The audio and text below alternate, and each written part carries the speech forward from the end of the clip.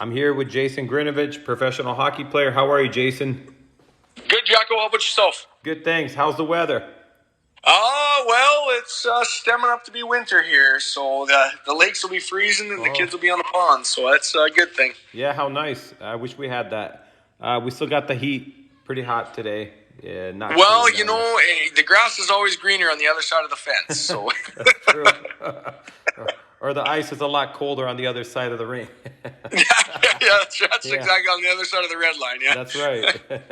Yeah. So I was remembering Parkland. We used to have a good time playing hockey there every day in the summers. And I recall the years we used to play. It was we met a lot of players. Oh yeah, we did. That was back in the day where, in my opinion, things were run right.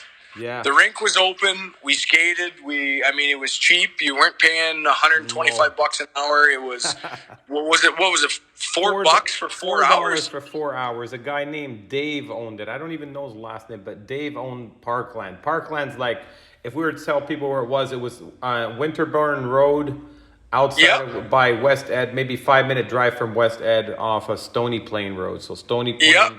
And it was about a half a mile or a mile off the freeway, off the highway. Call it highway. Yep. Yeah, it was. It was a tiny little rink and double rink. Rink. You wouldn't want to play a game there because the one side wall was concrete. Yeah. It still had boards. It still had boards and glass, but it was up against concrete. So, if you got and cool, it was. In the summertime, Jacko, you still wore undergear like underneath your stuff, like as it was. It was cold. Yeah. Let me tell you how cold it's in there because it's hard to break a sweat. And the second of all, if you take a shower and you walk out of the dressing room, your hair starts to freeze. Like it just gets brittle. Like within about 2-3 minutes. I remember that happening. And this was in the summertime. I go, it's much terrible in the wintertime. They go, in the wintertime, they open the doors to bring heat in because the thing's frozen 40 feet underground, they said.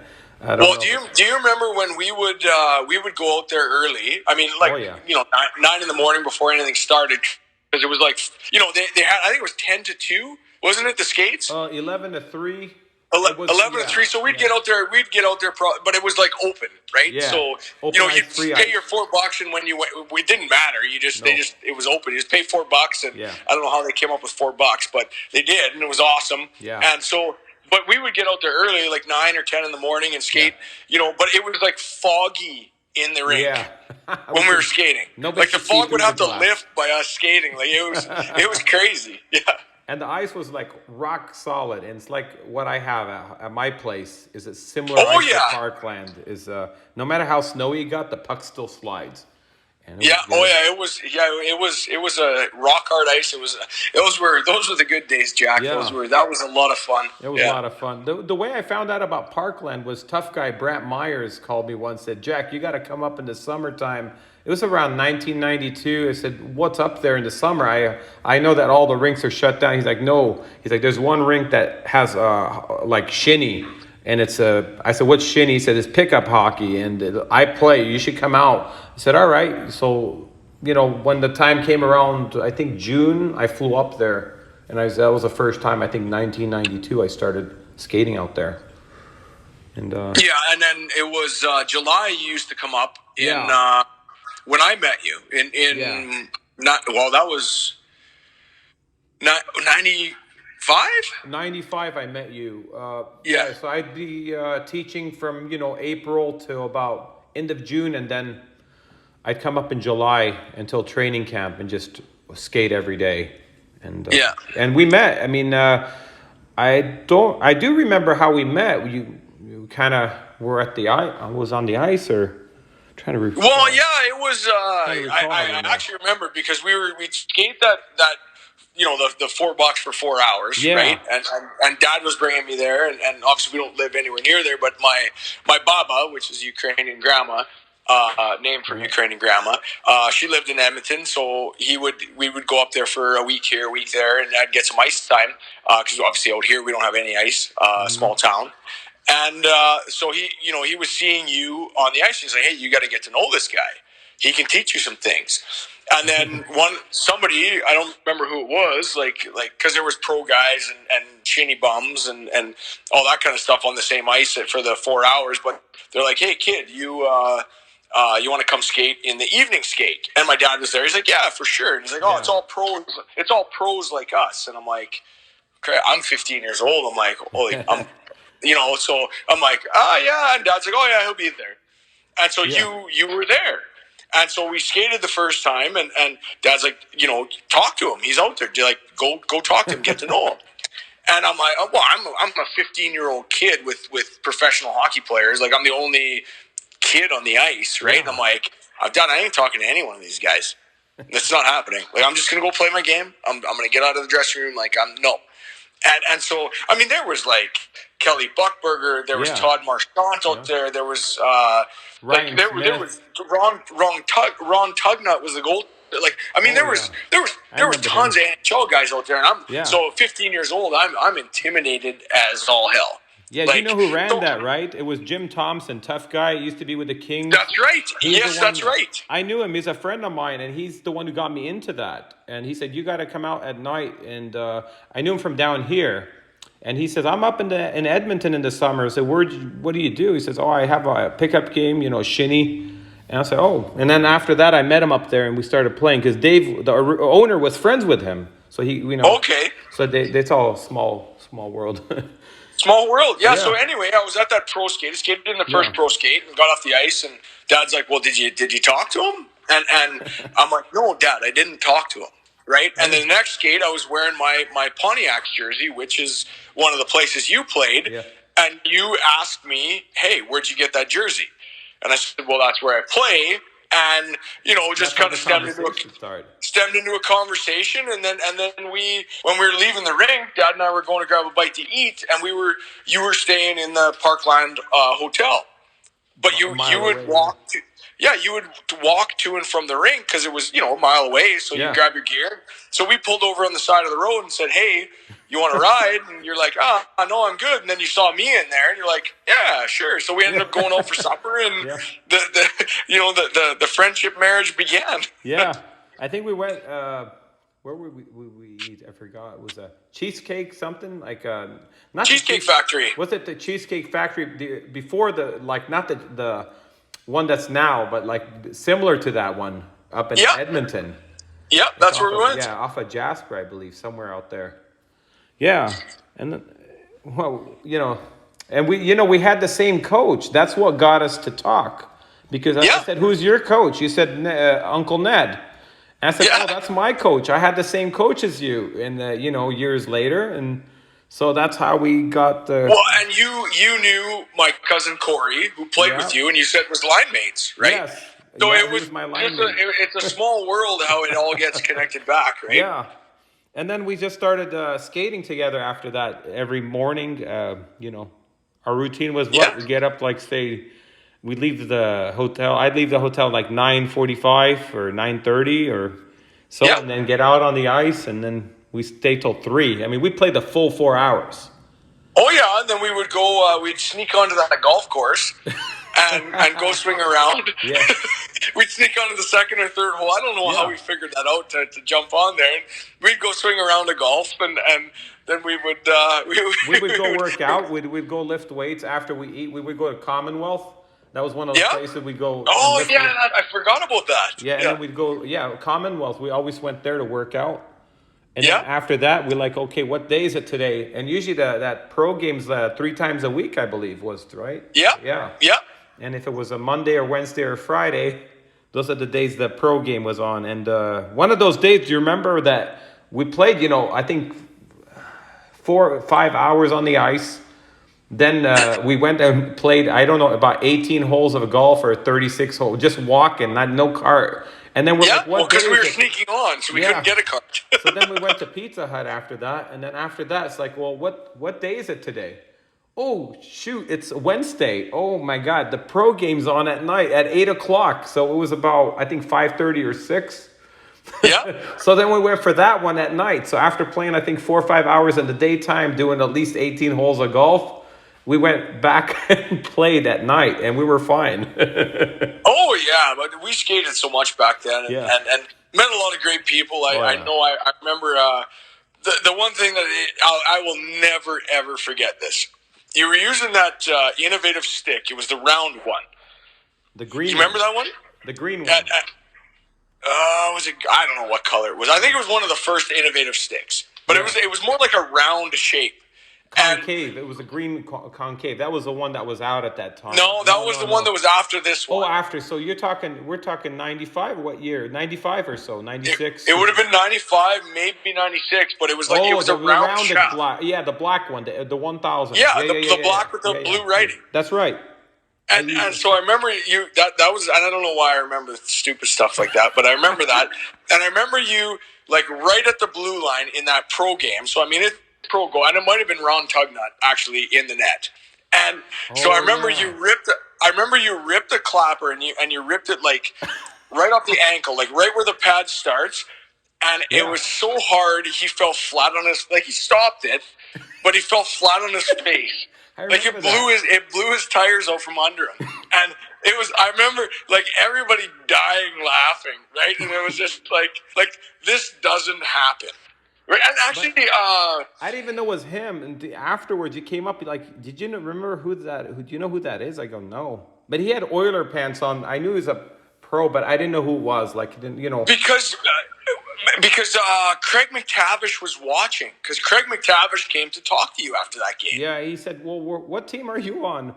I go, well, I'm not in the NHL. He goes, "You're kidding." I said, "Oh, that's a compliment." I was thinking that's a compliment, and I think he's like, "Well, can we help you in some way?" I was like, "Sure, I'm open to going to any camp that if you know somebody." He's like, "Well, let me talk to Slats and see if he can get you in." So from there, I had to make a resume, and he took it to Slats.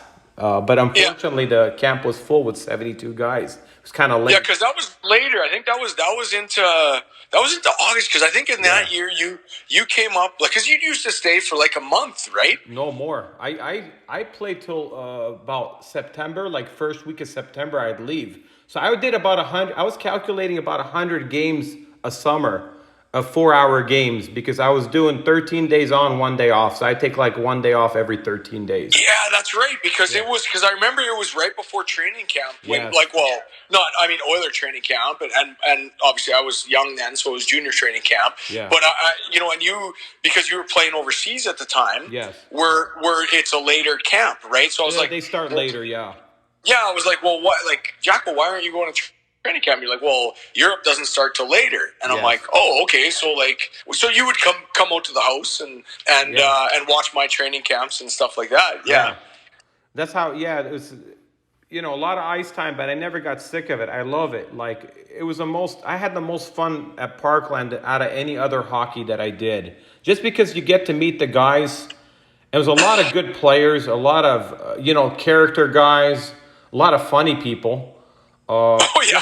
Yeah, and afterwards we always go up to the bar and eat. And do you remember the time when the NHL players were sitting at the table upstairs and each one had like about 3 pitchers of beer? And I don't drink at all, but I remember grabbing all their keys. I'm like, you guys can't. There's no way I'm gonna let you guys drive. They're like, oh no, we're used to this. We tolerate this. I'm like, are you kidding me? This is Canadian beer. We're not talking American beer with low alcohol. And like, oh no, so I said, all right, stand up and walk. Do the walk, walk straight line. I was like, here's your keys. You guys are fine. Yeah, it was. I remember that. That was after the pro game. We would go. Everybody would go up and grab some jugs of beer, and I was. I think at that point in time, I was about 17, maybe. So just under the drinking age in Canada. But I mean, we start a little bit early here. Yeah, we met a lot of Stone Cold was a interesting goalie because he'd want to fight everybody. And he was a tough goalie. And he told me that when he played in the BC League, he said Paul Kariya never came near the net. Do you remember that? Yeah. Oh yeah. Yeah. Well, he was crazy though. He was and he looked like Stone Cold Steve Austin. That's he why walked like Stone Cold. I mean, and he walked like him too. He had that strut, right? He was a beauty. Yeah. He was about the same size too, and he was built like Stone Cold. So everywhere he was a huge man. Pictures. Yeah. But he would break I swear to God, in a 4-hour game, he'd break like 3 goaltender sticks over the crossbar because somebody would score, and it's like it's a shinny game, bud. Like, why are you so competitive? Like, yeah, Stone Cold. He's in the videos. If you see you at West Ed Mall, that's Stone Cold. That's the goal. That is Stone Cold. Yeah, he would have. If he didn't know me, I swear to God, he would have broke my legs from some of those things I did to him. One time, I remember ripping a shot and it hit him off the collarbone, and he just dropped. And he's like, "Son, you better keep your head up, son. I'm coming after you." And he's like, "I'm gonna take that stick." And I said, "All right, sure, Stone Cold." So next thing I know, I'm standing by the hash mark near the glass. He rips one at my head. I just ducked, hit the glass. And he shoots like a full wrist shot, like a player does. So it was not like he had a shot. He could clear the rink with his shot. But he was fast, and he moved. Quick. he was good, and Benny and you remember the Benny and Justin? We went out. Yeah, Benny was. I think we went to Hooters. It was right? Reds. It was Reds. Reds, okay. Well, we frequented Hooters, so that's why that came out. But anyway, so Reds. So we were in Reds, and Benny was Benny, and he had a couple too many, and so then Justin was. We went to that like arcade or something in West End. It was an arcade that you shoot. It's like a picture coming at you, or no, it was a puck comes out and the goalie's moving side to side, lateral movement, and you got to try to score with a certain time. Yeah, but it was like terrible sticks. It wasn't like real hockey sticks. It was wooden ones. And so Justin, had a few himself, and so he was taking real shots and snapping these sticks, and Benny just came unglued on him. That was the funniest part, was he unglued, but I don't know if we can say what he said, but no, we can't. But he snapped about a dozen sticks. His Reds had like a bunch of sticks, for different sizes. He snapped all of them. There was just twigs broken in half in the whole arcade. It was the funniest thing. It's kind of like when Uncle Ned came in and destroyed the locker room. It looks similar to that. Yeah, it was good. Do you remember the one guy that would he was old as balls. Like he wore the Cooperalls or sweatpants. Whatever, and he'd never leave the ice. The Jofa, the old, not like the cool Gretzky Jofa, but like the old school, like terrible Jofa, and he would never leave the ice. He was he would take 10-minute shifts. Were you talking the firefighter with the 3 fingers? No. I'm talking the old guy the firefighter the firefighter was a different guy. Yeah, but he was old too. This guy was just like a dusty, big, burly mustache, handlebar on him. That guy. And he wouldn't leave the ice. He would take like 10-minute shifts, and like Parkland was popular because it was 4 hours for $4. So sometimes you'd have like 15, 16, 18 guys aside, right? So you got to play it like a real game. I mean, I've seen them open. There was 2 rinks, so you can jump back and forth. So if one game got full, they'd open a second rink, so they'd be two games going on. But it would have to get to that full, and this guy would he wouldn't leave the ice. He would just tootle around, and he wasn't even in the game. Yeah. But I remember that guy with 3 fingers. The old guy. Now that guy was amazing. He was able to keep up with everybody. And I said, "You're an NHL player." He goes, "No, I'm not." And he was lying, of course, because he was. He was an NHL player. Well, I just found out this year from somebody that he played for the Minnesota North Stars, and he played a little bit with the WHA Oilers, Edmonton Oilers. And he had 3 fingers. He actually got chopped off in a firefighting accident. So he was a real firefighter, but the top hand had 3 fingers. But he could handle the puck, and he could skate. And he was old, like where you would have thought when he was, dressing and getting ready, you're like, man, because it was a good game. Like it was it's fast. It was a fast, shinny game, we'll call it. But it was better than that. But it was really good. Yeah, obviously. The one that's on video at West Ed, that was a kind of a slower game. Like the one at Parkland was way faster. Oh yeah, that was to me the West Ed game was shinny bums. We went there because girls watched. I only played I think twice in West Ed. I just didn't enjoy playing. It was I don't know why. It's just because it wasn't good. It was, I don't know if it's good, but it was just hot. Ice was always a little bit softer than what we're used to. And it was honestly, that was Tuesday nights at 9. Yeah. Was West Ed, and it was a slower paced game. But the guys would stay on forever. That was the biggest problem. Was they would stay on. But it wasn't the same Parkland group. It was just a bunch of, it was more. It was a decent group, but it was shinny bums. But we would go there because we were in West Ed, and then we would go hit up wherever and have fun later, right? Yeah. That's why we went, right? Yeah.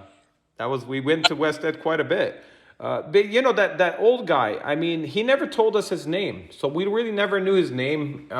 Never told us his age. He definitely was in his mid-60s at the time. Oh, for sure. Yeah. There was another guy out there, and he fooled everybody because he came out with like crappy gear, like rental skates, crappy helmets, $15 wood stick that's used on the street. But he was skating like the wind. And I said, this guy is an NHLer. Everybody's like, no, look at his gear. I'm like, look at the way he skates with crappy skates. Ended up being, his name was Andy Schneider, played for the Ottawa Senators. I went up and asked him, what league, what team are you on? He's like, Ottawa Senators. I said, oh, I could tell the way you're skating and it's not your gear. Where's your gear? He said, oh, I left it in Ottawa. I'm just home visiting. Yeah. I wanted to get some ice time. Yeah. And that was the beauty about Parkland. And that's what I miss about today's rinks are all about making money and everybody talks about developing hockey players. Yeah. But nobody does it. Like if I was a $50 million man today, I would build a rink and just leave it open. Yeah. Go skate. Why not? You guys organize it. It is not for organized sport. It is for in the summertime. It is solely for people skating and go. Yeah. I don't want people without sticks on the ice. Yeah. I mean, good on you. I mean, I'm a hockey guy, right? So obviously, it's a hockey rink, not a skating rink. Yeah. So it would be solely for the purpose of that. Yeah. Come on out here and $4 for 4 hours. You know what I mean? Like $1 an hour. Skate what you want to skate, right? Like I don't need the money. I don't, because keep it open for the people to skate. Kind of like Getty Museum. He has a museum. It's free to go in. Getty Museum in LA is free. He donated the money, and you know what? It keeps kids off the streets and brings friendship and all that. Without Parkland, I don't think we would have. And how much do they develop from having that opportunity to just get out there and skate? And you know what? Yeah, I was a young kid at that time, but skating with against or with guys like you made my game better because I have to keep up. And I remember Martin Jelena came out right after the finals. I mean, 94 finals, Vancouver and Rangers. About a month later, I see Martin on the ice again. Oh, my goodness. You didn't take enough break. He's like, oh, I got to get ready. I said, wow, that's dedicated. He's already on the ice July. Like, those guys June, probably like around the end of July, he was back on. But you know what? Those like the old school guys, that's the way they trained. Yeah. And, nowadays, I mean, it's a lot more off ice. Yeah. Versus on ice, and I mean, it's completely different. But the skill level, obviously, we can look at a Connor McDavid, but the game has changed. Yeah. But Connor McDavid back in the '80s couldn't do what Connor McDavid does because he would have people groping him and grabbing his jersey and like completely different games. You look at the goals that Gretzky scored. Yeah. There was like how many times was there a guy with dropped his stick and like two-handing on his jersey trying to get and it was just like that was the game. Yeah. That was the game. Gretzky didn't turn around and complain that somebody was grabbing his jersey. He just did it. Yeah. But the Parkland, remember, it was very clean games. I played probably over 600 of those games, and they were clean. I never saw anybody stick anybody or slash anybody. You had tough guys from other teams that fought each other during the season, but they had total respect for each other when they were out there. That was the amazing thing, because everybody respected everybody. There was the odd skirmish that would happen. Well, I saw one. But it was honestly, it was an accidental something. I saw one that was the dub guys that were playing in playoffs, and they just finished playoffs, and they're both at Parkland, and they ended up fighting again at Parkland to finish it off like it was another fight, That was the only one that I saw. I I never saw one fight at Parkland. I saw that was one I saw. You weren't there. That they were. I said, why were these guys fighting? Oh, they just finished the playoffs. They were already still mad at each other, and they took it out at Parkland, and they were fighting each other again. But to tell people how good the hockey was at Parkland, two of my goalies that went up from out here, they played midget AAA out here, and in the 4 hours, they both let in over 100 goals. Yep. And that was a wake-up call for California kids, like how good the Canadians are, because they think like it was like down here, the hockey's the same. It's not.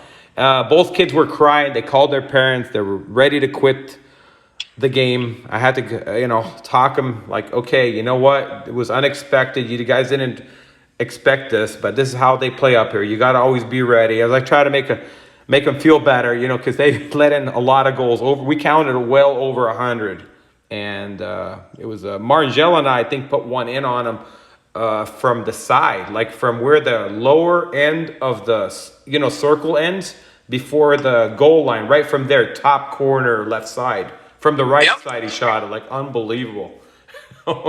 Yeah. So it was like, it's a wake-up call. So a lot of people thought, it's just another shinny game. It's not. It's a lot more, No, and everything's changed now where you don't have that, right? No.